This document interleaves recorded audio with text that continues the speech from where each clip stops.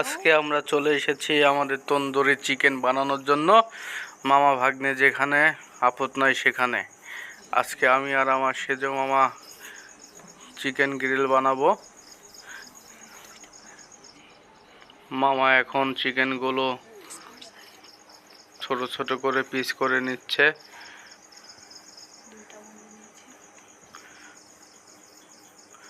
কিছু ফাঁকা ফাঁকা করে নেবেন আপনারাও, নাই ওর ভিতরে ঝাল লবণ ঢুকবে না।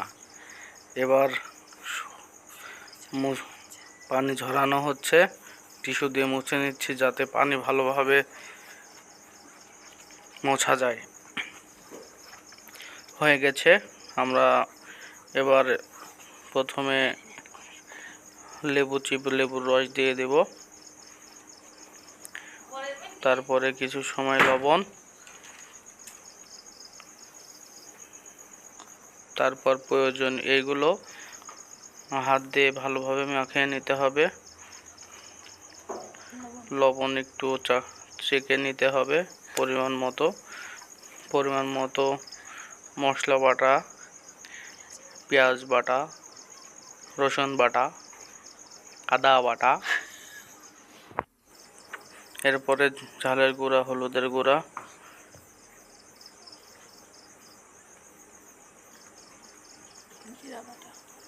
জিরা বাটা,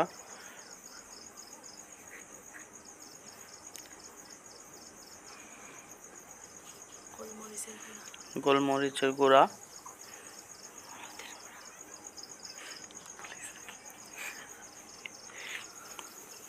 এইগুলো মশলাপাতি দিয়ে আপনারা ভালোভাবে চিকেনগুলোকে মাখিয়ে নিতে হবে।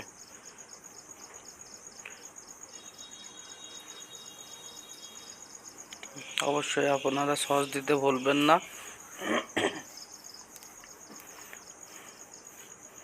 এবার ভালোভাবে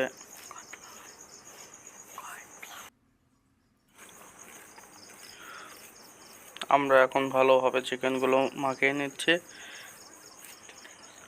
যাতে সব মশলাগুলো চিকেনের সাথে ভালোভাবে মিক্সড হয় এবং খেতে সুস্বাদু হয়। চিকেন মাখানো শেষ। আমরা প্রায় 4-5 ঘন্টা চিকেন ওইভাবে রেখে দিয়েছি। এখন 2টি কলা, একটি ডিম ব্লেন্ড করব এবং একসাথে মাখাবো নান রুটি তৈরি করার জন্য।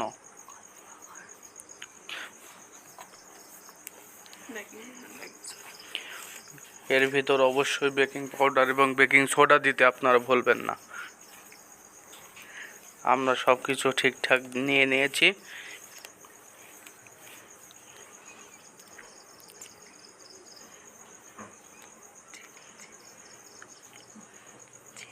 পরিমাণ মতো লবণ,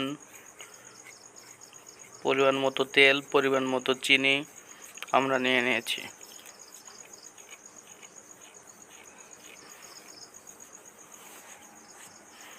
এগুলো অবশ্যই মামা নিজের হাতে করেছে, আমাকে করতে দিল না, আমি গেস্ট বলে।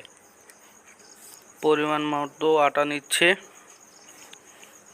এগুলো ভালোভাবে পরিমাণ মতো পানি নিচ্ছি এবং সুন্দরভাবে হাত দিয়ে একত্র করে মাখিয়ে নিচ্ছি। মাখানো শেষ এবং এগুলো এখন একটি ঢাকনা দিয়ে ঢেকে রাখতে হবে মাত্র 2 ঘন্টার জন্য।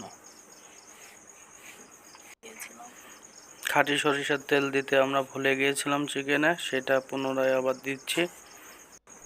এবার আমরা